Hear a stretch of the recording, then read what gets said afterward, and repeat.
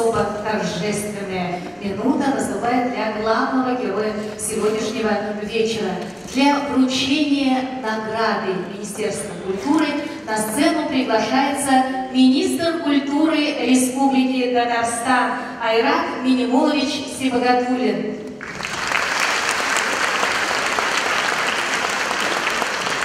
Добрый вечер, уважаемые любители Москвы, любители творчества Владимира Васильева. Я думаю, что земля Заинская, земля Челнов дала этому человеку всего, чтобы стать таким именитым, знаменитым певцом не только в Республике Татарстан, но и в Российской Федерации. Лауреат многих конкурсов, международных, российских.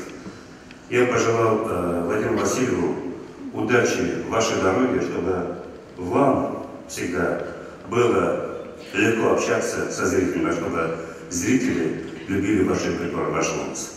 Спасибо, что вы есть. Приказ Министерства культуры Республики Татарстан наградить народным знаком Министерства культуры Республики Татарстан за достижения в культуре Васильева Владимира Михайловича за большой вклад в развитие музыкального искусства и в связи с десятилетием творческой деятельности.